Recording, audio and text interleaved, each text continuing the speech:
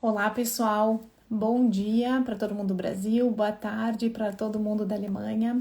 Hoje vamos estar falando sobre um assunto super importante e muito enriquecedor, que eu vou estar falando sobre intestino e cérebro, a relação entre esses dois órgãos, que nós sabemos que eles são intimamente conectados. Eu tenho a grande honra aqui de convidar hoje nesta live o professor Murilo Pereira. Já vou chamar ele aqui, que eu já vi que você está aqui. Muito obrigada. Pessoal entrando, estamos em ponto. Vamos ver. O professor Murilo Pereira já está aqui, já está entrando. Acho que deu certo. Olá, professor, Olá, olá, bom tudo bem? dia. Tudo bem? E o senhor, tudo bem? Tudo bem, graças a Deus, tudo certo. Ah, que bom. Primeiro, muito obrigada realmente você estar aqui. Eu sei o quanto a sua vida é corrida profissionalmente, o quanto de compromissos você tem. Então, é realmente uma grande honra para mim e para todos os meus pacientes ter você aqui para falar um pouquinho sobre esse assunto tão importante, que é a conexão entre o cérebro, que é o que eu mais trabalho, e o intestino, que é o que você tem tanta experiência.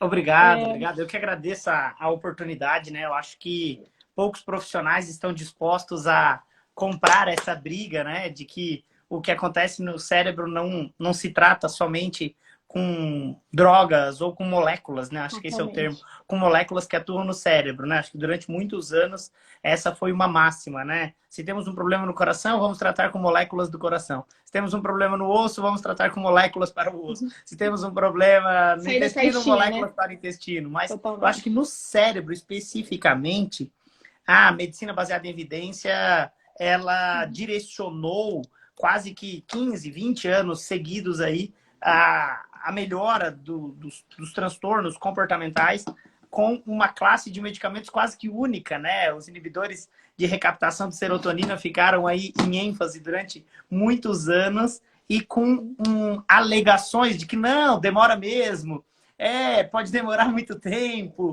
né? Então acho que hoje a gente já tem mais conhecimento e também mais colegas, um olhar direcionado para o órgão cérebro, mas entendendo que ele faz parte de um ser humano, né? Eu acho que isso é o mais Completamente. importante. O intestino, né, e a microbiota intestinal que nós vamos conversar hoje, ela ajuda a modular o nosso cérebro, né? Então, realmente, o que nós comemos e o que nós colocamos dentro do nosso intestino vai acabar atuando depois no nosso cérebro. E eu que trabalho muito com doenças neurodegenerativas, eu friso muito nessa relação integrativa de que realmente o nosso corpo humano é um só e ele está todo conectado. Então, não adianta a gente, como o senhor falou, pegar por caixinhas e só tratar caixinha, porque a gente não vai resolver o problema de ninguém, né? Antes disso, eu gostaria só que tem alguns seguidores aqui, talvez, eu não acredito, mas alguém não te conhece e o seu currículo é extenso, então eu preferia que você mesmo se apresentasse, para quem não conhece, né, o Tá professor ótimo, Moisés vamos lá. Pereira. Eu acho que o mais importante para mim é ser pai da Melissa, pai do Matheus e esposo da Ellen. Acho que Com isso para mim é certeza. mais importante do que qualquer coisa. Mas eu sou nutricionista, eu fiz mestrado, cursei doutorado também em microbiologia e desde sempre, 2001, quando eu me formei, eu ministro aulas, então sou docente desde 2001 e aí já se vão 20 anos e nesse período ministrei aulas em muitas pós-graduações. Em 2017 eu fui coordenador de curso, 11 anos, mas em 2017 eu resolvi falar para pessoas que não querem diplomas. Então, essa é o meu currículo. Hoje eu falo para pessoas que não querem diploma, que não querem Uhum. títulos. Falo para quem quer compartilhar conhecimento. Aprender. E aí, Uhum. então, criei o meu curso para que a gente pudesse compartilhar conhecimentos relacionados a microbioma e todas as comorbidades relacionadas à mudança dessa condição intestinal. Muito obrigada por você ter criado esse curso, por ter esse pensamento, porque realmente eu, como neurologista, durante a faculdade, eu não tive, obviamente, esse conhecimento em microbiota e hoje eu vejo a importância.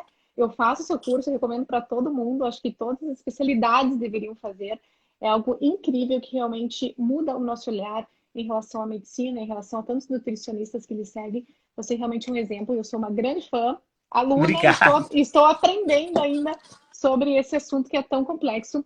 E eu tenho tantos pacientes, né, principalmente, como eu falei, doenças neurodegenerativas e Parkinson, que tem diversos, a gente sabe que na doença de Parkinson tem diversas alterações intestinais, constipação, diminuição da motilidade gástrica, né, dores abdominais, e muitas vezes esses sintomas, eles começam até antes mesmo da doença de Parkinson, os sintomas motores aparecerem, é um dos sinais prodrômicos. Então, muitas vezes a gente acaba achando difícil tratar esses pacientes, né? Como você mesmo falou, acaba sendo um todo. Eu queria que a gente começasse a entrar mais falar sobre a microbiota, ou o que fazer nesses casos. Você poderia comentar um pouquinho para a gente sobre essa relação, essa conexão entre o eixo intestino e cérebro, como que ela ocorre? Claro, olha só, o que acontece, né? Eu acho que essa conexão hoje ela é conhecida como uma conexão bidirecional. Durante muitos anos, isso já era de conhecimento popular, né? Nós tínhamos o indivíduo que recebia o status de cagão, ou que tem medo. Ah, aquele lá é um cagão, tem medo e tal. Porque quando fica numa situação de perigo, há uma descarga de ativação do eixo HPA, que por sua vez pode influenciar em um puxo evacuatório. Então, assim, é muito comum que as pessoas, quando se deparam com condições de perigo, possam cursar com diarreia. E até mesmo um dos fatores fisiopatológicos da síndrome de intestino irritável são por condições de estresse. Então, esse eixo que a gente fala intestino-cérebro, na verdade, é um eixo bidirecional, intestino-cérebro.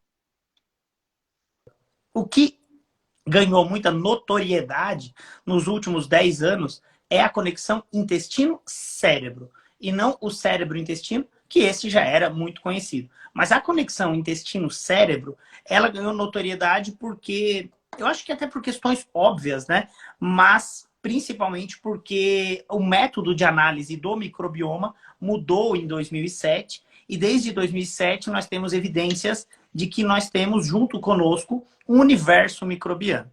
E fato relevante é que esses micro-organismos produzem metabólitos.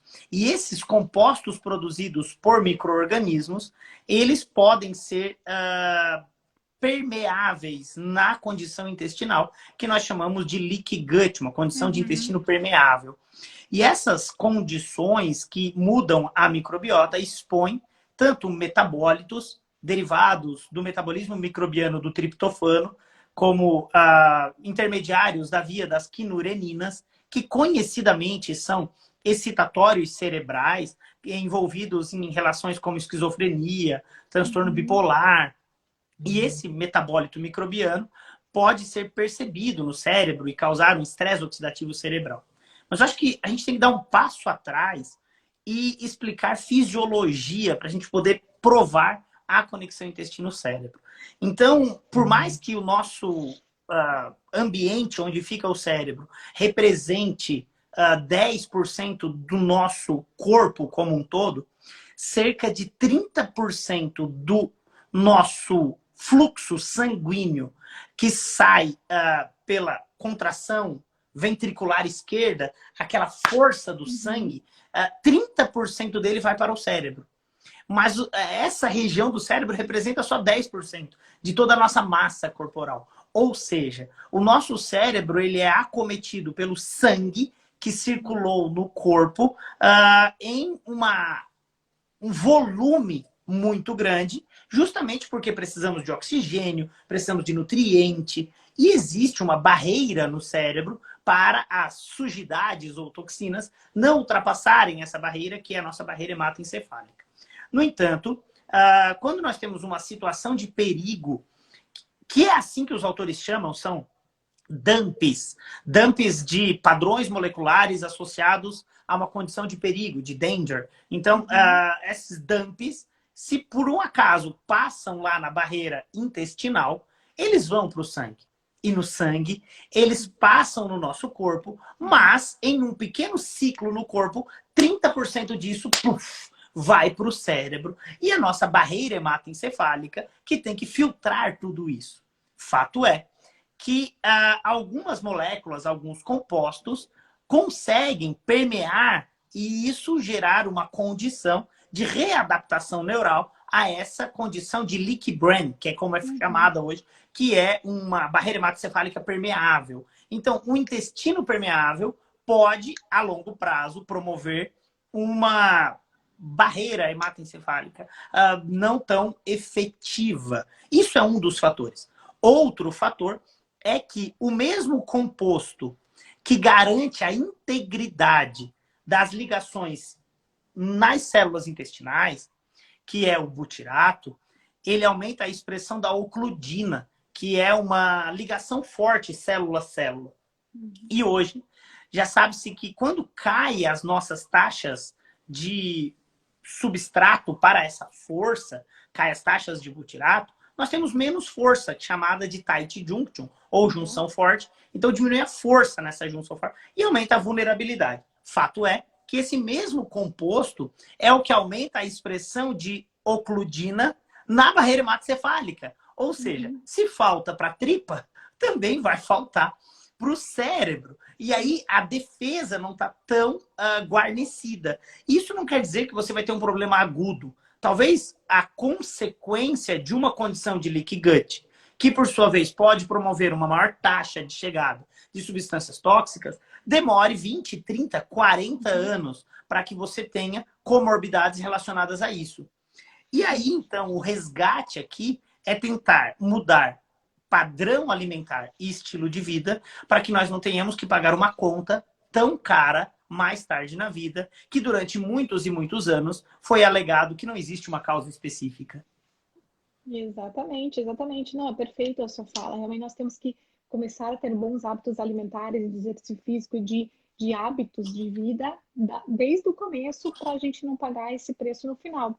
E é exatamente isso que você falou, que mostram os estudos, né? Eu andei fazendo até uma pesquisa sobre isso e realmente os estudos são recentes, né? Em relação à doença de Parkinson, doenças neurodegenerativas, 2017, 18, 20, não existe ainda muita literatura em relação a doenças neurodegenerativas, mas existe já exatamente o que você falou sobre a bidirecionalidade do cérebro para o intestino, intestino para o cérebro. Inclusive, acabou de sair tem um artigo agora, recém em 2019, que fala que tem pacientes de Parkinson que são brain first e outros são gut first. Ou seja, alguns vão começar do intestino e vai, né? Essas alfa-nucleínas, essas proteínas anômalas, essa sujeira que você falou, acaba passando, né? Por essa permeabilidade ou pelo próprio nervo vago e subindo até o cérebro, e outros vão ter do cérebro, que também vai acabar chegando por esse mesmo mecanismo até o intestino. Eu até acho que essa comunicação com o vago, ela precisa ser muito bem explicada, porque muitas das vezes, quando a gente lê um paper, e até por problema de tradução mesmo, as pessoas acabam achando que o vago é um fluxo sanguíneo, né? Como se ele fosse um rio que levasse uma molécula até o cérebro. E, na verdade, o que a gente tem é uma mudança da despolarização elétrica dos feixes aferentes e que, por sua vez, geram uma liberação de neurotransmissores ou até mesmo uma síntese pelo complexo de Golgi de novos neurotransmissores lá que vão ser armazenados na última fenda sináptica, né, na vesícula sináptica. E aí essa mudança a longo prazo de impulso elétrico do vago, que é um feixe aferente, acaba mudando a forma de liberação dos neurotransmissores nesse núcleo solitário e, por sua vez, pode influenciar ou desencadear mudança no estímulo para novos neurotransmissores no cérebro. Então, na verdade, o que a gente tem é como se fosse um telefone sem fio, em que você tem alguém xingando lá no intestino e que chega num momento que tem tanto insulto que veio lá do intestino que quem está lá no cérebro fica puto com esses xingamentos e diz, olha, já que só vem palavra de baixo calão, vou também parar de produzir amor aqui no cérebro. E aí começa toda uma resposta que desencadeia numa mudança de comunicação neural que acomete comportamento, percepção de medo, mas principalmente hoje, muito bem explicado, a depressão por um mecanismo crônico de inflamação de baixo grau e ativando citocinas pró-inflamatórias. Então, além desses, entre aspas, xingões que vêm lá do intestino, nós temos, junto com quem produz esse xingão, que gera essa descarga elétrica, ele, além de xingar, insultar o cérebro, ainda deixa resíduos tóxicos que são percebidos por células dendríticas lá no GALT e que desencadeiam uma cascata de citocinas pró-inflamatórias. E isso, por sua vez, gera um processo inflamatório crônico que hoje já é sabido em psiquiatria que o problema da depressão não é somente um trauma ou não é somente o cérebro. E isso ganhou muita notoriedade quando, eu costumo dizer que é o acaso, né? Mas nada, eu não acredito em acaso, mas quando pesquisadores avaliaram indivíduos tratados com drogas para diminuir o processo inflamatório, ou seja, minimizar as citocinas inflamatórias em indivíduos com síndrome do intestino irritável ou doença inflamatória intestinal, e que é muito comum que esses indivíduos cursem com depressão. Sim. Então, em uma pesquisa, eles viram que, olha, tratando com inibidor de citocinas inflamatórias, os indivíduos tiveram menos episódios de depressão em testes validados para quantificar o nível de depressão. E eles viram, olha, diminuiu aqui na escala, em uma escala de 0 a 10, diminuiu 7 pontos o nível de depressão quando tratado com anti-inflamatórios. E aí que vem a notoriedade desse mecanismo inflamatório crônico podendo influenciar nas alterações cerebrais. No New England, em 2019, eles avaliaram os papers de 2018. E dentre os especialistas em psiquiatria, 10 papers ganharam destaque, e um deles foi um paper que eles administraram probióticos no momento de alta de pacientes com distúrbio bipolar que estavam hospitalizados com mania, que é aquela fase do distúrbio bipolar que é bastante preocupante para a qualidade de vida do indivíduo que tem distúrbio bipolar, né? Porque ele entra numa fase em que ele gira quase que numa esquizofrenia, ele trabalha lá fora de eixo, digamos assim. E aí eles viram que aqueles pacientes que tomaram probióticos 24 semanas depois da alta tiveram menos reinternação do que aquele grupo não tratado com probióticos em 24 semanas. Então, assim, vamos pensar aí que nós estamos falando de um intervalo de tempo longo e que o que foi avaliado foi a reinternação. E eles viram que aqueles que foram modulados do intestino tiveram menos reinternação por mania. Então, isso vai dando muito argumento para que a gente possa já usar o termo psicobiótico hoje, que é intervir no intestino e mudar, sim, reações comportamentais. Muito bom.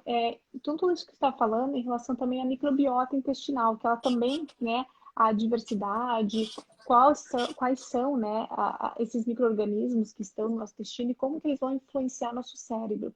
Então, se tiver alguém aqui que não sabe o que é uma microbiota intestinal, você poderia explicar um pouquinho e como que ela está alterada ou como que ela pode interferir, né, na nossa saúde cerebral? Então, eu acho que a melhor forma que eu consigo explicar sobre tudo isso, né? Eu até tenho aqui meus novos mascotes agora. Agora eu tenho aqui bactérias. Agora eu tenho meus mascotes novos. Eu recebi aí os micro-organismos aqui. Muito então, bom. assim, a melhor forma que eu consigo explicar isso é fazendo uma analogia com um bioma. Então, mais ou menos assim. Da mesma forma que nós olhamos um bioma, e eu vou fazer um exemplo aqui do Brasil, do bioma Pantanal. A gente avalia um bioma Pantanal pela taxa de sobrevivência de animais, sejam eles mamíferos, sejam eles aves, sejam eles peixes. Um bioma é interpretado por diferentes tipos de animais que vivem lá e também com a nossa fauna e flora e tudo que interage sobre esse meio. E, por incrível que pareça, é possível já mensurar uma qualidade de um bioma ao interpretar a sobrevivência de alguns animais. Por exemplo, os grandes mamíferos, os felinos, como no Brasil, no bioma Pantanal, a onça-pintada, se você monitorar a taxa de sobrevivência da onça-pintada, por onde ela circula, você tem um espectro de qualidade ou de não qualidade daquele bioma. No universo microbiano, intestinal, é mais ou menos assim. Então, nós temos parâmetros já de alguns micro-organismos que quando estão em equilíbrio a sua taxa de sobrevivência, isso mostra que há um menor risco de vulnerabilidade a doenças metabólicas. E aí existe uma bactéria em específico, que é essa que está aqui, amarelinha, bonitinha aqui, que é a Akkermansia mucinifera, que é como se fosse a onça pintada do universo bioma pantanal. Então, ela é um micro-organismo que está presente no trato gastrointestinal, que quando é encontrado uma taxa de proporcionalidade de sobrevivência desse micro-organismo, nós podemos dizer, olha, os indivíduos que estavam saudáveis têm esse perfil. Não quer dizer que isso é uma verdade absoluta. Porque eu acho que o que move o mundo e a ciência não são as respostas, e sim as perguntas. Então, daqui 10, 20 anos, provavelmente nós teremos outros bons marcadores microbianos. Mas já se sabe que existe um nível de mudança quando se avalia indivíduos com diferentes alterações cerebrais. Então, se tu pegar um grupo específico, depressão, e avaliar microbioma de 1000 pessoas com depressão, você vai ter um espectro desse microbioma. Não necessariamente quer dizer que os indivíduos que, por sua vez, tenham um microbioma em equilíbrio, não tenham depressão. Mas pode ser que ainda não tenha sido refletido no cérebro o benefício da mudança do microbioma. Então, da mesma forma que tem na depressão, tem no Parkinson, tem nas doenças neurodegenerativas, no Alzheimer. E eu acho que a ciência, ao longo dos anos, vai descobrir novos biomarcadores desse microbioma para que nós possamos ser mais assertivos nas condutas intestinais que venham a melhorar condições no cérebro. Eu acho que nós estamos engatinhando ainda. E aqui, neste momento, estamos sendo julgados por N pessoas que ainda não ouviram falar sobre isso e vão dizer, meu, isso é uma loucura. E tá tudo bem, porque a verdade passa por 3 fases. No primeiro momento, ela é ridicularizada. No segundo momento, ela é rejeitada. E no terceiro momento, ela é aceita como autoevidente. Isso é uma frase de um filósofo, né, Arthur Schopenhauer. É uma frase dele, né, que toda verdade passa por 3 fases. Então, eu acho que a gente está aqui diminuindo a inércia entre pesquisa e prática clínica, que normalmente demora de 20 a 30 anos. Então, nós estamos aqui falando de papers publicados nos últimos 5 a 10 anos e diminuindo esse intervalo entre melhorar a vida de alguém e um guideline, um consenso. Então, eu acredito hoje que olhar para esse microbioma, melhorar a qualidade de vida e alimentar, não custa nada.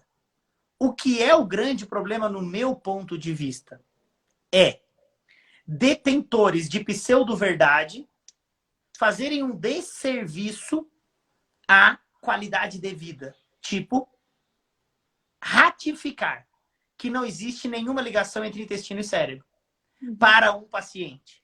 Não, pode comer de tudo, isso é frescura. Eu acho que isso é um desserviço à população. Totalmente. Porque nós já temos níveis de evidência que mostram que existe uma ligação íntima entre sensibilidade alimentar, condição de leaky gut, mudança do microbioma. Seria a mesma coisa do que hoje levantar uma bandeira e dizer, que palhaçada, monitorar a onça pintada, ou se preocupar com o bioma pantanal. Vamos viver, queimar tudo. Mas depois a gente vai pagar uma conta muito cara, ou os nossos filhos vão pagar uma conta muito cara. Então, acho que da mesma forma que tem uma conscientização com o equilíbrio dos biomas, nós temos que ter uma conscientização sobre a qualidade alimentar e sobre o equilíbrio desse microbioma intestinal. Eu concordo plenamente e realmente existem já estudos aí mostrando, por exemplo, a doença de Parkinson, que a grande maioria dos pacientes tem essa desbiose, essa alteração de diversidade, alteração, né, aumento de SIBO, e esses pacientes, eles têm um estudo só que mostra que realmente essa alteração pode modificar e pode alterar os sintomas motores deles, dos pacientes, inclusive comparados, né, controles com escalas da UPDRS, então mostrou que o microbioma intestinal pode se interferir, inclusive ser um possível tratamento no futuro para esses pacientes, né? Inclusive, também, essa alteração de desbiose, ela também pode interferir na hora da tomada da medicação, do levodopa, fazer com que tenha uma menor disponibilidade da medicação. Por isso que é muito importante a gente tratar o paciente como um todo. Todos os meus pacientes eu encaminho para o nutricionista, né? Tento fazer uma introduçãozinha ali, né? Como uma neurologista metida aí no intestino, mas eu sempre encaminho, porque a gente sempre vai ter algo a melhorar.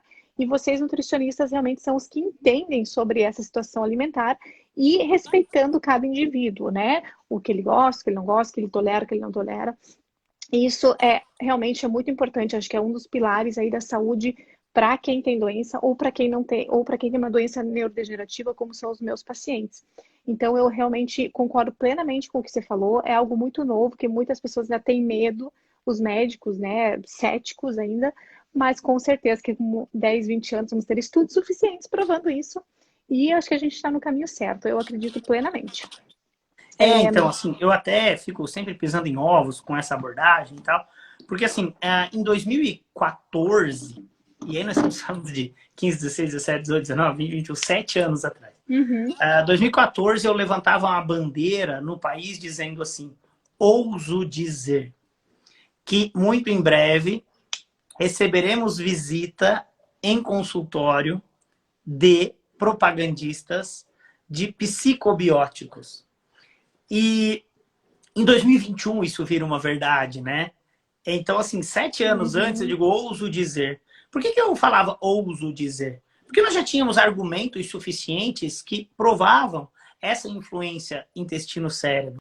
Então, eu ouso dizer hoje que em 2030, tratar doenças neurodegenerativas sem pensar em intestino ou microbioma será uma má prática profissional.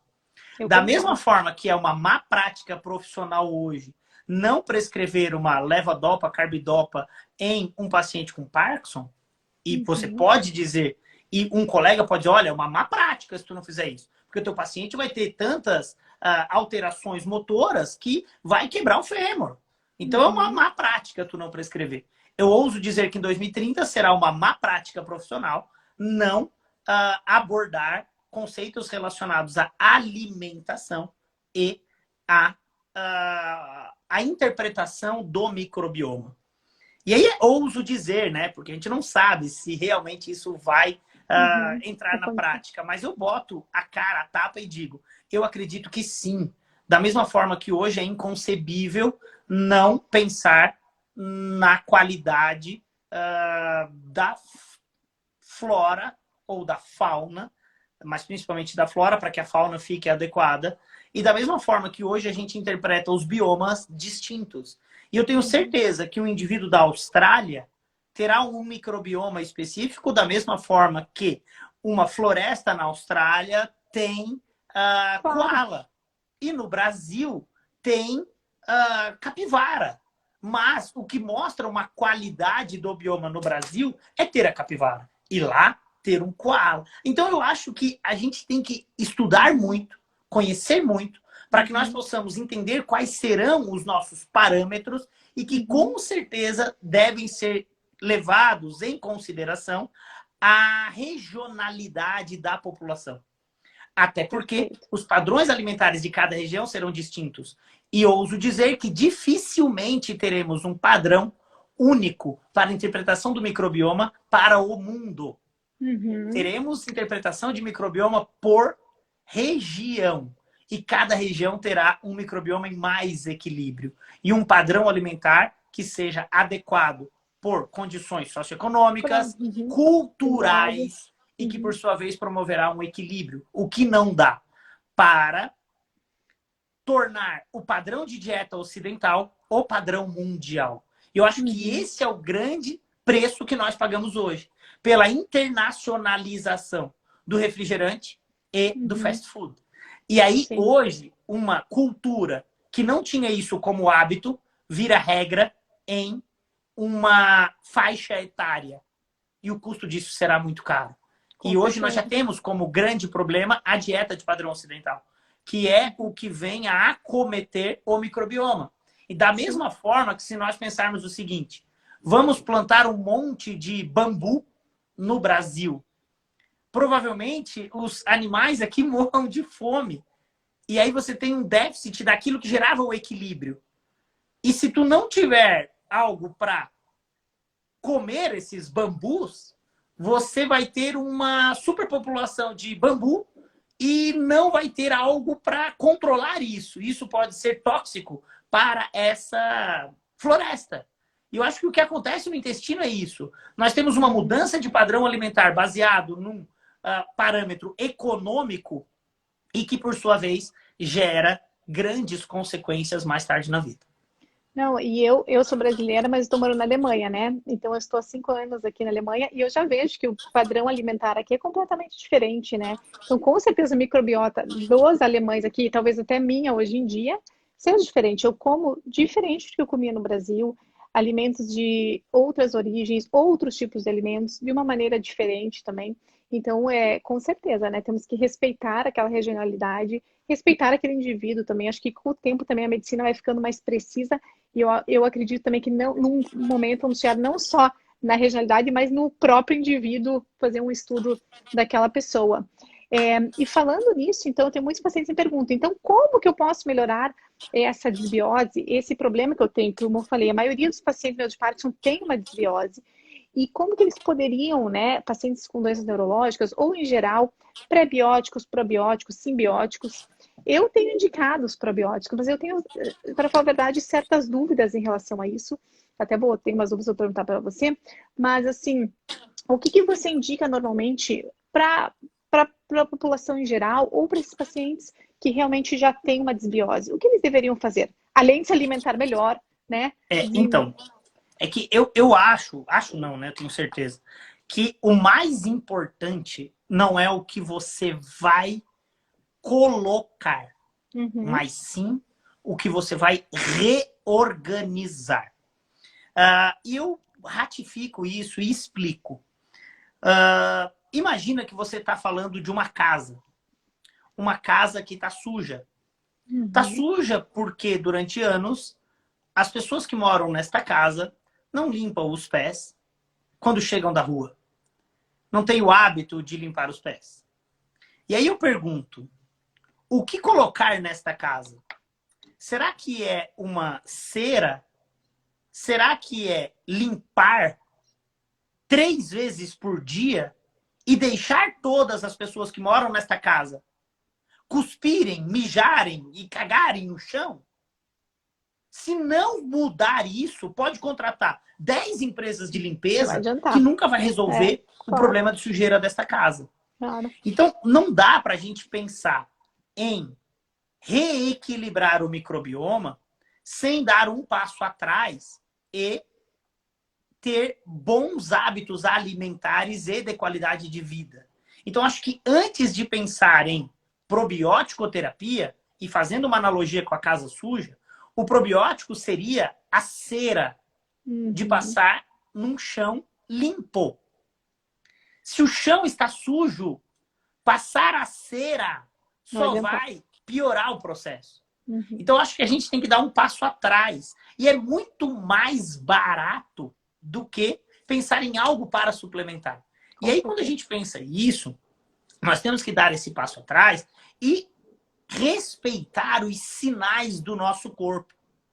E você pode ter certeza que o indivíduo que tem uma doença neurodegenerativa, ou uma depressão, ou um Parkinson, ou um Alzheimer, é um indivíduo que teve pirose e queimação a vida inteira. Que teve distensão abdominal a vida inteira. Que terminava de comer e virava um baiacu. E aí a pessoa dizia, não, mas isso é normal, porque você parou de comer. Já se adapta a abrir o botão da calça. Tem algumas regiões que tem um adaptador de botão da calça. Igual de grávida. Folgado depois de comer. Então, assim, isso não pode ser normal. O indivíduo cursar com enxaqueca a vida inteira. Dor é um sinal do teu corpo dizendo algo está mal. E as pessoas têm, antes de ter doenças neurodegenerativas, elas têm constipação, elas têm fibromialgia, elas têm resistência à insulina, ao ponto de ter estudos querendo comprovar que existe o diabetes tipo 3.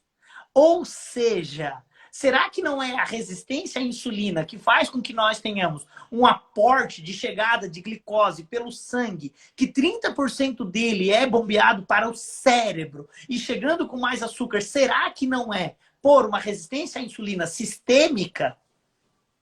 Então, será que não vale a pena tratar a causa, quando a gente já sabe que a causa da resistência à insulina pode ser por escolhas alimentares? Então, eu acredito que antes de pensar em suplementar, nós temos que fazer o dever de casa. Primeiro, perceber os sinais e sintomas do indivíduo, que estão relacionados a sensibilidades alimentares.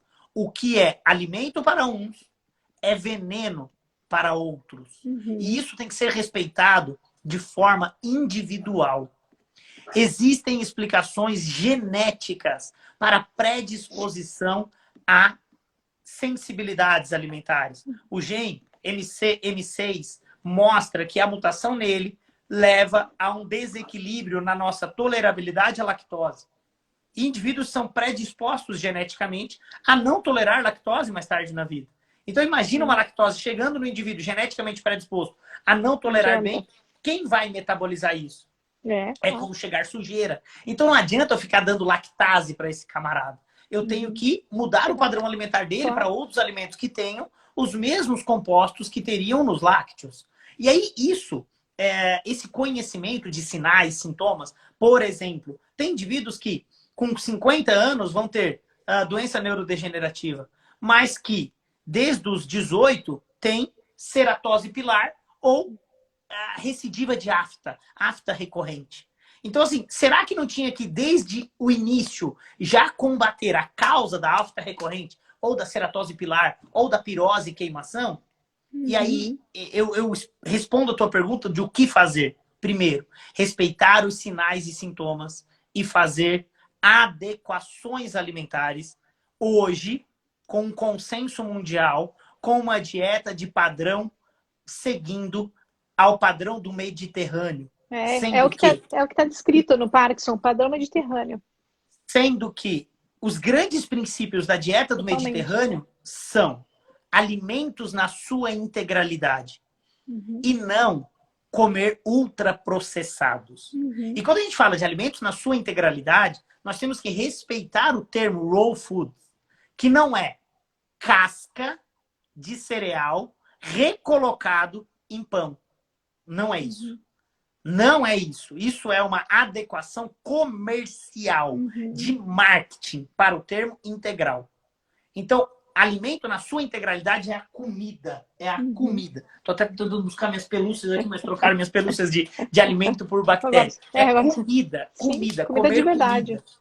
Na feira, Né? E aí ter uma boa oferta de gordura, ter uma boa oferta de proteína, com boa taxa de digestibilidade. Então, o dever de casa no estilo alimentar é um padrão de dieta do Mediterrâneo, comendo para viver, porque as pessoas fazem o contrário. Elas vivem para comer, e aí todo e qualquer ambiente de convívio social é induzido por uma overnutrition.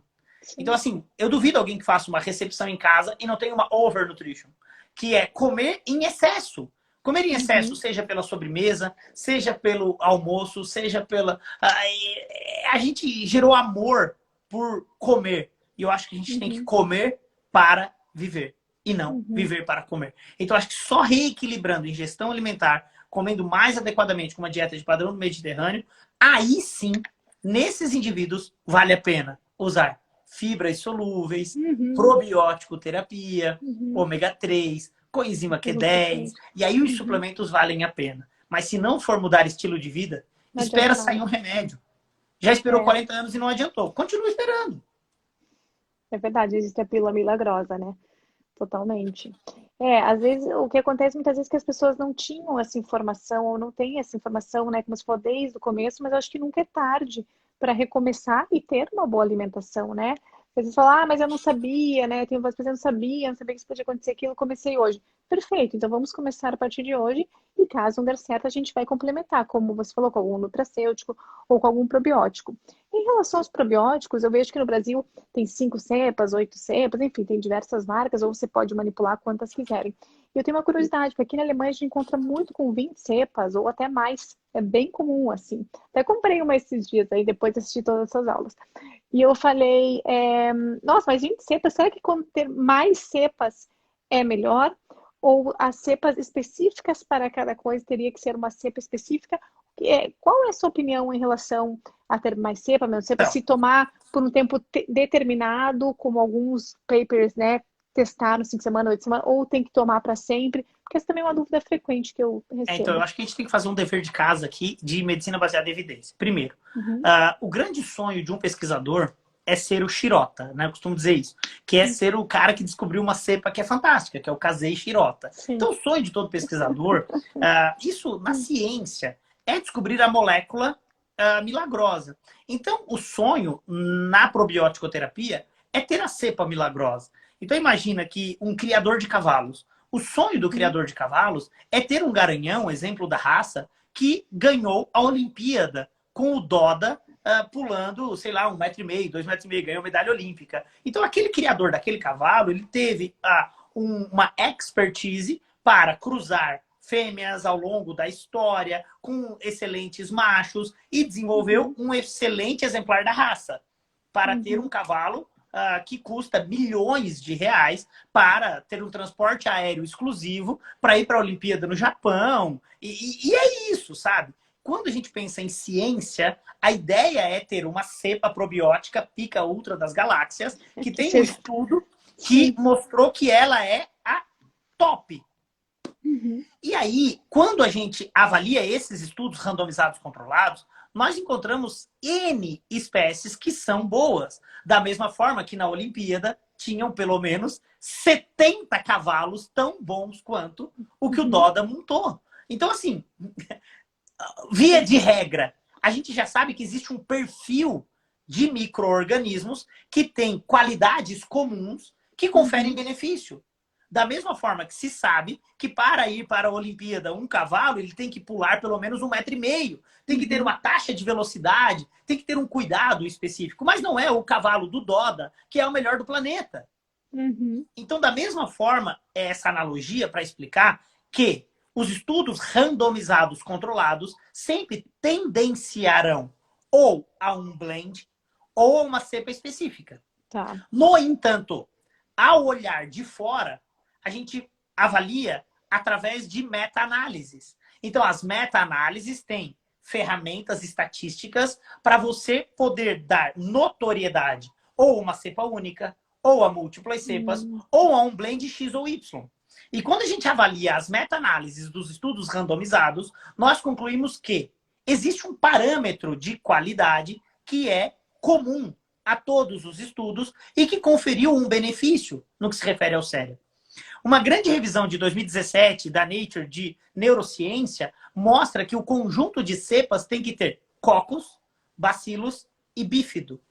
E que múltiplas cepas conferem mais benefício para a depressão, e essa é uma meta-análise de 2019, quando comparada a estudos single cepa. Então, por mais que os estudos com cepa única tenham demonstrado benefício, quando comparado múltiplas cepas com single cepa, eles viram que na análise estatística proposta na meta-análise, houve uma diferença significativa para o melhor efeito em múltiplas cepas. Então, hoje a gente já tem uma verdade de que múltiplas cepas parecem ser mais interessantes. As vias pelo qual se explica isso também já são conhecidas, que parece que é porque há uma exposição a peptídeo glicano, que é um componente da membrana celular de bactérias gram-positivas, e essa exposição gera um reconhecimento no cérebro, gerando neurodesenvolvimento e melhora comportamental. Então, o mecanismo de ação já é explicado. Então, respondendo a tua pergunta, parece que múltiplas cepas é melhor. Seria o melhor. E aí a sua pergunta poderia ser, quanto mais, melhor? E eu respondo, não sei. Não sei porque ainda não tem uma meta-análise que compara os estudos dentro do grupo das múltiplas cepas. Provavelmente, daqui 10, 5 anos tenham. E daqui a pouco nós vamos dizer, olha, existe uma dose dependente. É melhor com 20, 30, 100 bilhões do que com 10. Mas a verdade hoje é que múltiplas cepas são melhores do que single cepas. Essa é a verdade hoje. E com certeza ela mudará. Porque o método de análise e a robustez de informações tentando encontrar o melhor Uhum. continua acontecendo. Então, N estudos continuam acontecendo. E daqui a pouco, o cara que tem um produto com 20 cepas, com 100 bilhões, que vende na Alemanha, quer provar que ele é melhor do que o que tem 4 cepas. E ele vai conduzir um estudo randomizado controlado com o blend dele, comparando aos outros, e ele vai dizer, olha, o meu é melhor. E aí daqui 10 anos, nós teremos 10 outras empresas que fizeram a mesma coisa e vamos ter uma análise por meta-análise que vai dizer o seguinte, olha, realmente existe uma dose dependência. Até então, enquanto isso na sala da justiça, a nossa resposta é espécies de Coccus, Bacillus e Bífido com blend muito semelhante ao VSL3, que é o probiótico que mais financia pesquisas no mundo. Esse é o que parece ter o maior benefício para o cérebro. Interessante. É porque eu fiquei na dúvida, porque aqui eu tentei achar, né, como se fala, 5 cepas, 8 cepas, e eu só achei de 18 a 20 cepas, incluindo inulina, incluindo, enfim, outros prebióticos, outras coisas juntas. Eu achei interessante, eu falei, nossa, por que né, aqui a gente já tem, digamos, com tanta facilidade nas farmácias, a gente consegue, e no Brasil ainda não, talvez se fosse melhor, né? Mas era uma dúvida que eu tinha, e você respondeu aí muito bem, não sabemos ainda, né? Em relação ainda à microbiota, eu tenho alguns pacientes que fizeram o teste para essa análise dessa microbiota intestinal. O que eu achei um exame incrível e realmente fantástico. Só que eu, logicamente, não sabia e não soube analisar essa coisa que é tão específica, tão complexa de ser analisada ou de poder dar uma orientação adequada. Agora vamos colocar o probiótico XYZ, porque você tem, né, menos diversidade desse, daquele. Eu achei lindo, fiquei lá estudando o exame, inclusive, porque é muito bonito. Encaminhei para nutricionista, lógico, que entende sobre isso. Mas o que você acha realmente dessas análises de microbiota intestinal e se realmente são válidas, em que casos que a gente deveria pedir e quanto isso realmente é válido para o Então, paciente para fazer uma mudança? vamos lá. A análise de microbioma, nós estamos falando de um método, né, proposto em 2007, que na prática clínica vem para o Brasil, principalmente, em 2018, 2017. Começa a se praticar isso no Brasil, com startups e tal. E com o Covid, ganhou uma grande amplitude de possibilidade do teste, porque o método de amplificação de material genético dos vírus é muito semelhante. Então, acredito que vai sobrar tanto equipamento que daqui a pouco vai se banalizar a análise de microbioma, porque daqui a pouco não vai mais se fazer tanto PCR para o Covid, né? Porque a pandemia tende a diminuir e todo mundo vai ficar com esses equipamentos obsoletos e aí vai baratear a análise de microbioma. E aí nós vamos ter dados robustos que vão auxiliar nessa interpretação de assertividade, que é o que você deseja hoje. Fato é que essa assertividade hoje ela é dependente de inúmeras análises, né? Vou fazer uma analogia aqui com, sei lá, o dado de insulina basal. Durante muitos anos, a insulina basal não foi importante na avaliação clínica e médica, a insulina basal. Porque se avaliava a glicose e se avaliava a hemoglobina glicada e em indivíduos que tinham uma suspeita de diabetes, fazia curva glicêmica. Mas não se avaliava a insulina basal. E depois de tanto se solicitar a insulina basal e correlacionar com a glicose de jejum, virou algo hoje indispensável na interpretação de resistência à insulina.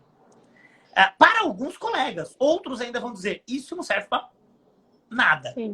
Né? Mas, para quem pensa, já é algo fundamental, para quem pensa o metabolismo, o organismo como um todo e tal.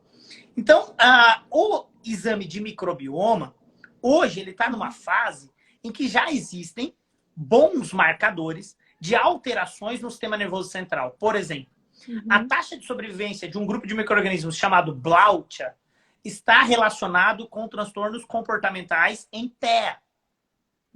A taxa de sobrevivência de Fecalbacterium prausnitis e Akkermansia nucinifila mostra como um benefício quando a gente tem transtornos relacionados a alterações metabólicas. Então, pega um indivíduo com depressão e com síndrome metabólica e resistência à insulina. Então, você já tem o que olhar. Akkermansia nucinifila, Fecalbacterium prausnitis.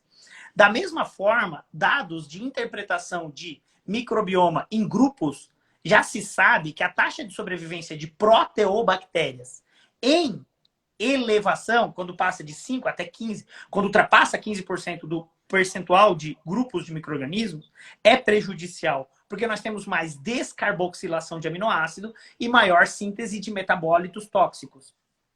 Uma outra avaliação é a diversidade microbiana. Parece que esse parâmetro de diversidade ganha notoriedade nos últimos anos. Então, quando se interpreta um exame de microbioma, nós temos que prestar atenção na proporção de proteobactérias comparada a Firmicutes bacteroidetes, olhar a diversidade microbiana e a taxa de sobrevivência de alguns micro-organismos que estão relacionados ou à resistência à insulina e síndrome metabólica ou a transtornos comportamentais, como o TEA, por exemplo. Então, nós já temos hoje balizamento científico para essa boa interpretação.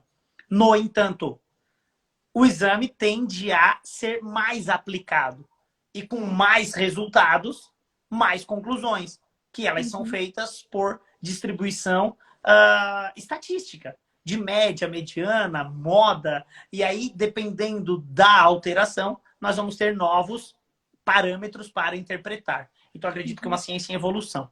Hoje, o parâmetro a ser avaliado é diversidade da microbiota e proporção de proteobactérias, bem como sobrevivência de Akkermansia mucinífila, Fecalbacterium prausnitis e o grupo de Blautia-bactérias em transtornos comportamentais. Ok, então daí, digamos, uma vez que o paciente faz esse exame, o ideal era encaminhar para o nutricionista, ele avaliar e dependendo... Então, não necessariamente encaminhar a um nutricionista. É óbvio que, pô, eu tô aqui defendendo a minha classe, né? Existem nutricionistas que têm uma boa capacidade de interpretação disso, outros não. É um método muito novo. Então, eu banalizar, manda para qualquer nutricionista, não vai resolver, porque talvez pouco tenham conhecimento sobre isso. Então, seria o ideal encaminhar para um colega que tenha noção sobre isso, né? Sobre o que fazer. Por exemplo, se você tem uma taxa de sobrevivência baixa de Fecalbacterium prausnitis e Akkermansia mucinífila, o grande metabólito derivado desses micro-organismos é o butirato. Então, você já tem estratégias de prescrição do butirato. Seja ele através de um flavobiótico, que vai aumentar a taxa de sobrevivência de bactérias que produzem butirato, ou, até propriamente dito, usar o butirato. Ou aumentar a prescrição de bactérias que têm como resposta do seu metabolismo a produção de butirato. Se você pretende melhorar a diversidade, a estratégia é alimentar. Tem que ter variabilidade alimentar e fugir da monotonia. Se por um acaso a proporção de proteobactérias tem que ser ajustada, você tem que melhorar a digestibilidade em pH ácido, que normalmente seja isso derivado de um indivíduo que está tomando um inibidor da bomba de prótons, que diminui a digestibilidade proteica, ou que está viciado em empurrar a comida com refrigerante. Então você vai ter que mudar esse padrão alimentar para que, por sua vez, tenha uma mudança na sobrevivência de proteobactérias. Então, cada um dos parâmetros vai dar um direcionamento de prática clínica, que não necessariamente é de um profissional de uma classe, mas sim daquele que conhece sobre o microbioma e está treinado para interpretar o resultado e a conduta ser tomada com o paciente. Perfeito, perfeito. E a gente está chegando aqui no final também, não quero ocupar muito o seu tempo. Sei que você tem um monte de coisa para fazer. Eu tenho só mais uma pergunta de curiosidade. O que você acha em relação aos estudos que mostram a relação do transplante de microbiota fecal? Porque tem, né, vários estudos mostrando, não vários, né, mas tem alguns estudos mostrando, principalmente nas doenças neurodegenerativas, que é o que eu mais leio. E o que você acha, se isso já seria possível? Qual a sua opinião? Eu sei que é algo muito novo e não se faz muito, mas qual é a sua opinião em relação a esse tipo de terapia? Tá, vamos lá. A minha opinião é a mesma analogia. Vamos supor que nós partimos do pressuposto que a onça-pitada é um animal que gera equilíbrio no bioma pantanal. Então agora, eu pegar um monte de onça-pintada e jogar na Austrália ou na Alemanha, talvez eu venha a gerar um desequilíbrio. No entanto, se eu tiver indivíduos semelhantes, de regiões semelhantes, em que eu conheça o microbioma de equilíbrio e que seja possível colocar bactérias nativas, porque a grande diferença da probiótico terapia para o transplante de microbiota fecal é que você joga nativas. Então, assim, vou fazer uma analogia. Imagina que você tem uma onça pintada no zoológico de Brasília. Uma onça pintada do zoológico de Brasília é uma onça pintada que foi treinada para ganhar comida na boca e tampouco tem libido para multiplicar a espécie. E talvez seja muito difícil procriar em cativeiro. E a gente já sabe que é difícil. Então, da mesma forma que a gente faz uma analogia aqui com os animais, os probióticos seriam animais em cativeiro, que não vão recolonizar um indivíduo. Já transplantar fezes, você tem bactérias em potencial para recolonizar esse indivíduo. Só que é importante que nós tenhamos avanços na pesquisa para que seja respeitado a regionalidade, a microbiota em equilíbrio daquela região que será alimentada com os substratos específicos. Então, acredito que com o avanço das pesquisas, nós vamos ter muito mais assertividade no transplante de microbiota fecal para diferentes transtornos. No TEA, já é algo muito plausível e palpável hoje, que é o transtorno do espectro autista. E aí parece que é importante ser de parentes de primeiro grau, que tenham um microbioma em equilíbrio, que convivam no mesmo ecossistema, no mesmo ambiente, e isso confere benefício. Eu acredito que nós não teremos um banco de bosta mundial. Nós vamos ter um banco de bosta regional. E total. isso vai favorecer o equilíbrio metabólico do indivíduo. Então, o que eu acho, e é o que você perguntou, eu acho que nós teremos bancos de fezes de indivíduos saudáveis por região, por etnia e por características socioeconômicas e culturais semelhantes. Porque não adianta nada eu pegar um animal de um bioma e jogar em outro e achar que ele vai lá resolver todos os problemas. Ou vai sobreviver lá, né? Ou vai sobreviver de forma bem adequada. Muito interessante, muito bom. Eu gostaria de agradecer aqui as quase 300 pessoas que tivemos numa manhã, né, de quarta-feira, acho que é quarta-feira. Realmente a live eu vou deixar salva, eu vi que tem pessoal me perguntando se vai ficar salva, se vocês tiverem dúvidas, deixem nos comentários. E professor, para quem quiser te conhecer mais, conhecer o seu trabalho, né, quem quiser interesse, fazer uma, não sei se o senhor faz consulta ou quiser entrar em contato com você, quais são os seus canais? Conta um pouquinho do seu curso aqui nesses últimos 3 minutos que temos. Então, acho que hoje a minha forma de tentar levar esse conhecimento ao maior número de pessoas possível e melhorar a vida de outras pessoas é no meu curso, chama Curso de Formação em Modulação Intestinal. É um curso hoje adaptado a tudo que nós estamos vivendo online. Tem uma turma 100% online, que as inscrições vão só até dia 20 agora. Está aberto as inscrições, né? Está aberto, a turma já começou, Aí, mas encerra as inscrições no dia 20 de agosto, até porque a gente tem que fazer todo o envio de kit, material, livro para todos os colegas que se inscreverem no curso. Então, a gente tem um limite por isso. E depois abre inscrições só para 2022, lá em setembro, outubro, que a gente vai pensar nisso. Então, por enquanto, o meu canal de comunicação principal é aqui, o Instagram. As pessoas podem acessar o site modulaçãointestinal.com.br, que o link está aqui no Instagram. Lá nesse site tem um pop-upzinho de WhatsApp. Aí você clica nele e você já entra em contato para qualquer dúvida com o nosso pessoal do atendimento. Então é isso, esse é meu canal de comunicação. Hoje eu não trabalho mais, né? As pessoas perguntam, professor, você trabalha ou só dá aula? Então eu não trabalho mais, agora eu só dou aula, né? Quase não trabalha, né? Não trabalha nada, só dá. Então eu não trabalho mais, eu só ministro esse curso. Eu trabalho só neste curso e faço palestras em eventos, congressos e lives aqui com as empresas que apoiam o projeto de modulação intestinal ou com os colegas que fazem o curso. Acho que é uma forma de eu também retribuir a todos o reconhecimento, o carinho, e aí então sempre fico à disposição aqui para lives, tanto para colegas que fazem o curso ou para as empresas que apoiam o projeto de modulação intestinal. E esse é o meu meio de subsistência hoje, o curso de modulação intestinal. Maravilhoso, eu super indico a todos. Olha, eu sou neurologista, né? Mas eu indico, acho que todos aprendemos muito no seu curso. Acredito que todo mundo é super satisfeito do seu curso. Indico para todos os meus colegas. Eu acho que realmente é uma mudança aí de mentalidade que todos devem ter e realmente é o futuro. Muito obrigada por todos os seus ensinamentos. Poderia colocar uma dica aí, poderia colocar uma aulinha de microbiota e neurodegenerativas, hein? Só tem a depressão lá, quem sabe mas quando você não estiver trabalhando. Quando não estiver trabalhando. Eu tô brincando, é brincadeira. É maravilhoso o curso, parabéns, de novo, muito obrigada por você estar aqui, por disponibilizar o seu tempo. E qualquer dúvida que o pessoal tiver, pode deixar nos comentários, eu tento responder. Enfim, a gente vai tentando resolver esse problema. Muito obrigada mais uma vez, espero que você tenha uma ótima semana. Obrigado. E estou à disposição para o que precisar. Um abraço. Amém. Obrigado. Um Fiquem com abraço, Deus. Tchau, pessoal. tchau. Tchau, tchau. Até mais.